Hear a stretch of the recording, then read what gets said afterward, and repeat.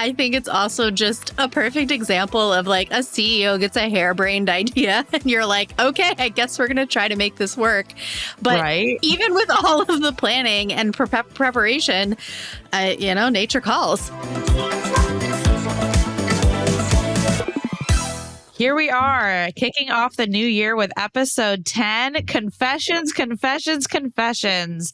I think we have spent the last 9 episodes covering some interesting topics, making it very clear that we are deep and ingrained in the event planning industry. And now, thanks to you all of our audience members and listeners for submitting your confessions, we are ready to start sharing. And today we just want to have some fun and share with you what you're sharing with us, which are some really fun and entertaining confessions. And we encourage you to continue to send them in because we are having a really good time listening and checking them out.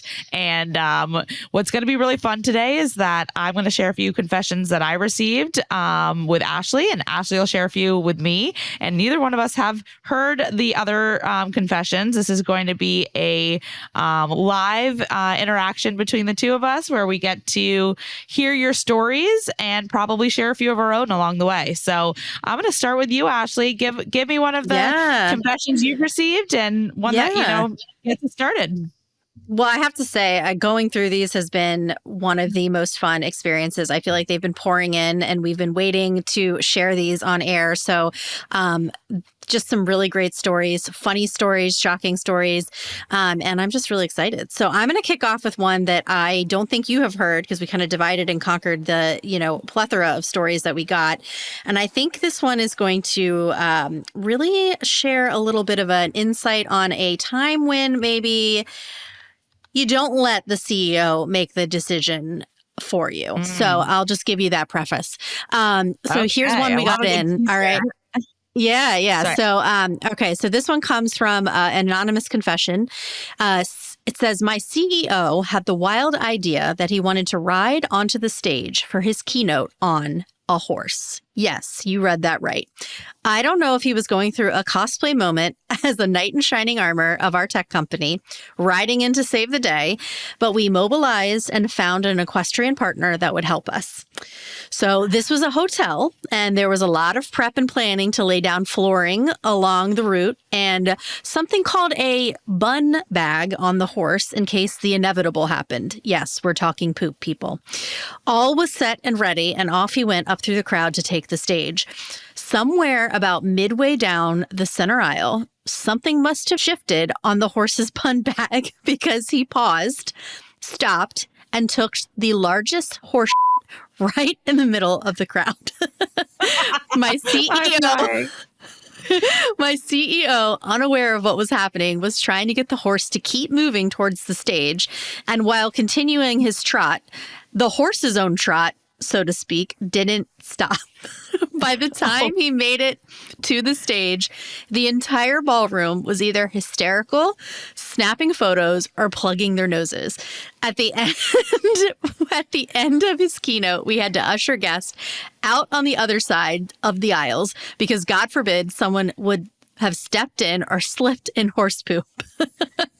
Lesson learned. Next time a horse in a ballroom is mentioned, just say nay. Oh gosh, I love it. Wait, I have a lot of questions, and I wish we had this caller on board because I really have a lot of questions. Horses can't walk upstairs. Do they build ramps everywhere? How come the bun bag didn't hold the poop? Even if the bun bag held the poop, would anyone have wanted to be in the room when it smelled if it pooped either way? I mean, so many questions. Think this is so many questions. I think it's also just a perfect example of like a CEO gets a harebrained idea and you're like, okay, I guess we're going to try to make this work.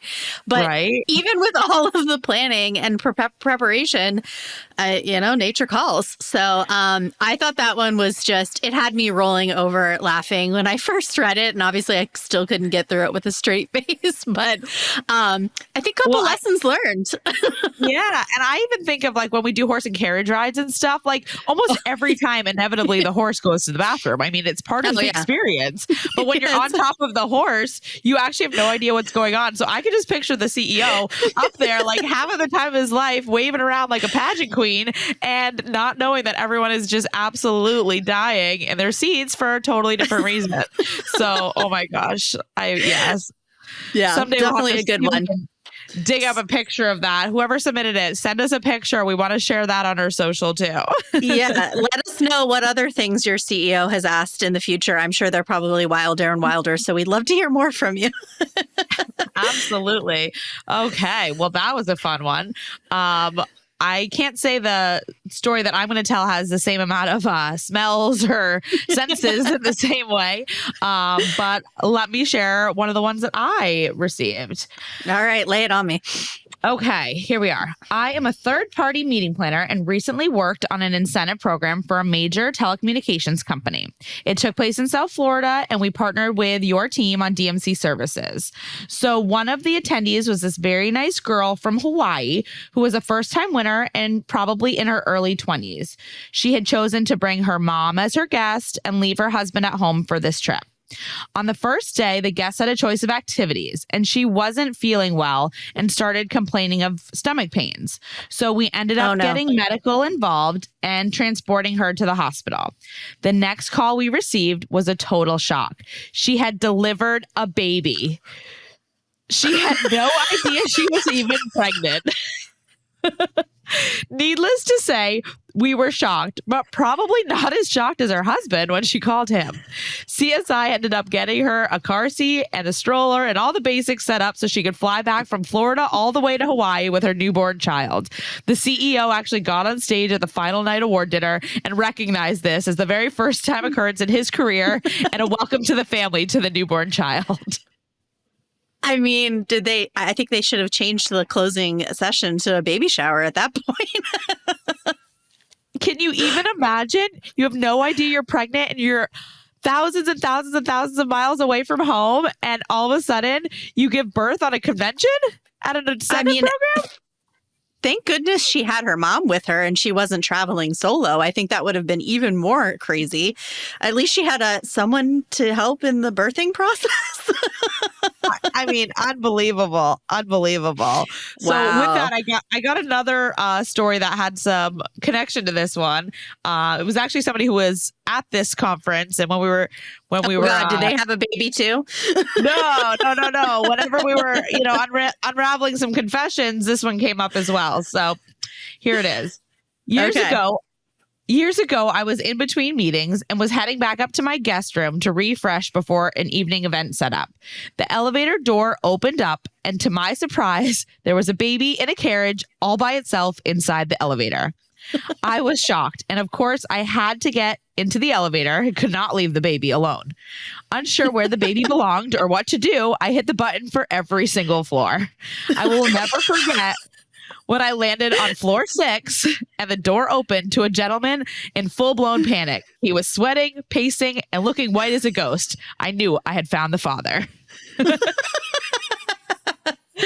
Oh my, just push every button until hopefully someone is claiming that baby. I mean, wow. It just gets me thinking about, when you invite kids and families on these incentive programs. It's so nice for companies that do offer that, but it's such an added layer of not only liability, but like reliability. And especially if you're the winner and your spouse comes with you and then you bring your kids, who's responsible for what? And, there's open bars and what's happening. And it reminds me of another story, actually, that this is a confession of mine from a group that I worked on.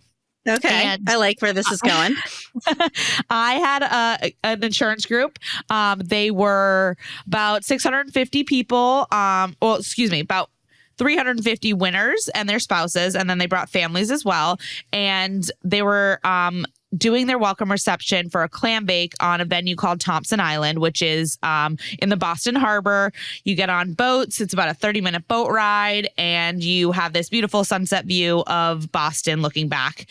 It was sort of the welcome to the destination, you know, that opportunity to have the classic New England seafood, all that good stuff. Well, of course, it was met with an open bar, and, you know, the culmination of the night was sort of a big sort of speech and moment of surprise and delight at sunset. So at the end of the night, as we were loading the guests back onto the boats, and the families and everyone in between, it was dark out, and sort of the walkway on the dock to the boats is fairly long.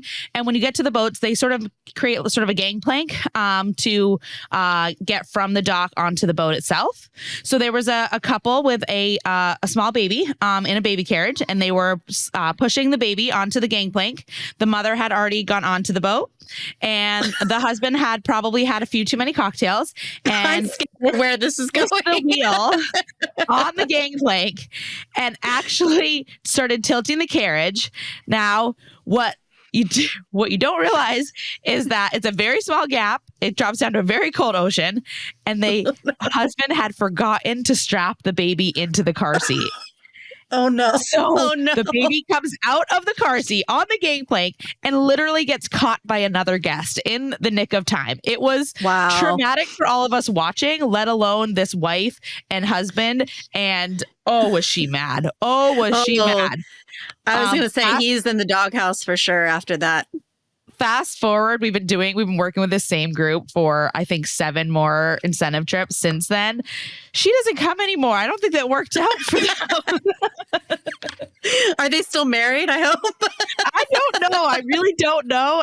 When I don't see her name, I just don't think so. But anything's possible. But it was a rocky start there. And man, I would not have wanted to be in that guest room that night when they had that conversation about, you know, responsibility and drinking and everything in between. So, you know, we have people sign waivers for things, but you never think you need to sign a waiver to just load a baby onto a boat. Wow. I mean, it's true that we have so many groups that want to do these family-friendly events, and it's like kids are the most unpredictable, and then parents can be really unpredictable when they're in these settings and having to watch their kids. It's a whole extra layer of stress, but I'm very glad that there was a helpful guest that could catch a baby. Thank God. Definitely a story that they could tell from their perspective. So I can't even imagine the stress and anxiety, but I'm glad the baby made it on the boat. Yeah, this is probably 8 or 9 years ago, and I still have like the most perfect visual of exactly the moment when it happened, right? I love that. I love that. That's such a great story. All right. I want to pivot a bit because I got a really great story that shock value is definitely there. I'm going to lay the groundwork. This is an international story. So, you know, we obviously love to hear about what our friends are doing across the pond. So this is something that we received that I think you're just going to think is one of the best. Okay. So we were planning an event overseas in the City of Light, Paris. This was a 4-day conference, fully international attendees, and the group, which I work with consistently, was known to get pretty rowdy on the last day. Needless to say, we planned ahead, providing transportation to and from the hotel and the downtown hotspots. We set up a hospitality lounge, open late to encourage guests to stay on site if they were still looking for a late night nightcap. On the last trip downtown and return to the hotel, my staff and I were there to greet them and obviously either direct them to the hospitality lounge or, if they were overserved, and likely they would be, to get them to the guest room elevators. A shuttle pulls up and out pops a group of gentlemen with a group of lovely ladies of the night on their arms. My face said it all. What the hell do I do?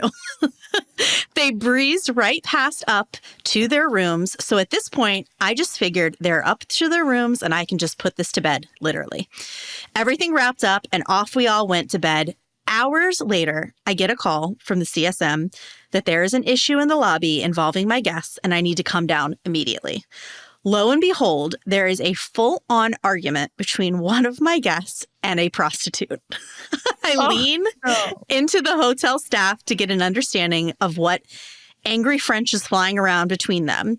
And they whisper to me they are arguing about payment for services. And there is a threat that they are going to call their pimp. No. Cops are then called, and obviously we waited to file a police report, get everyone sorted and paid, and the guest was then sent to literally start packing. Finally, I was able to get about an hour of sleep before the next day of session started. Never did I think this would be me in a million years. No kidding. Oh my God. So did they send the guy home? I mean, I probably would have. Assuming they're starting to pay the bill. That's my question. I'm like, who had a fistful of cash to pay off a prostitute? I can't even imagine about that exchange. Imagine being an event planner and you have to figure out how to resolve this kind of an issue to make sure that everyone is quote unquote taken care of and can try to go back to bed and get a little bit of sleep before a very busy day tomorrow that you probably just have to plaster on a smile and pretend like nothing happened. Unbelievable. I feel like that person was probably so embarrassed. Even if he was invited back for another conference, he did not show up. I mean, would you show up? I don't think I would be in that situation, Kara, but if I was, let's just say if I was, I probably would steer clear of the entire city of Paris for the foreseeable future. Well, what's actually funny is I was on a sales trip in San Francisco, probably, I don't know, 5-7 years ago. And it was a bunch of hoteliers and myself and Convention Visitors Bureau representatives. And it was the night before like our 3 days of meetings kicked off with different clients around San Francisco. And we had all gone out for some beers and burgers. We found a place to just play some pool and hang out and, chill out and sort of get used to the time zone and whatnot. One of the hoteliers sort of goes missing, but he's sort of an odd duck as it is. And we just assumed he went to bed, right? Because we have a long day the next day, whatever. So we all head back across the street to the hotel, push the button for the elevator, and the elevator door opens. And there he is in the elevator with a prostitute. He hadn't even thought to push the button. He clearly had a few too many cocktails that night. He was very, very busy in that elevator, I'm assuming. He was absolutely mortified to see us as he opened the elevator. And not only that, but he did not show up for any of the meetings the next day afterwards because he was so embarrassed to have been caught with a prostitute on a business trip. It amazes me sometimes the things that people feel like is appropriate at conferences. I think we see it all, right? We see guests that are overserved or guests that are letting their hair down a little too loosely. I can't believe that it gets that far, right? To where we think that it's okay to attend a conference and go pick up a hooker. Wild. I really, truly can't wrap my head around it, but then it's like, I've seen it. So it does happen. Yeah, it's crazy. Yeah, you were an eyewitness. Wild. All right. I have one more to share today, and then I want to leave a lot of the other stories for future episodes for y'all to tune in for. And this is pretty short and sweet, but it kind of has some connection to what we've talked about. I was planning a board meeting for an insurance company that I work for, and I usually work with each person's admin to coordinate all of the details. This time, I got a call from one of the executives himself, and he asked me to add an adjoining room to the block. Here I am thinking, in addition to his wife, he's bringing his kids. But no, in addition to his wife, he brought his girlfriend too. What? Did his wife know about the girlfriend? Was this like they came like an acceptable together? They came together. Hey, you know what? We like a progressive moment. We want to encourage people to live their truth. So I guess good for him that he was able to get in all the family time and then some. I mean, when you're that high up in an organization, you get to do whatever you want to do, I suppose. And, they made that guest room happen, and to each their own. Yeah, and everyone looks and everyone looks the other way, and we all go on about our day, right? So I think that's the key. Wow. What I'm wondering is when they had dinners where the spouses joined, did both of the spouses join? like that's what I want to know. Like, did we have to account for an extra head count at every activity? Like, how did it all work? Every activity, they're on the 3-person, canoe and the 3-person bike everywhere they go. Yeah, I think that's great. That's amazing. Well, I think some of these I cracked up when I read them. I still was cracking up reading them to you.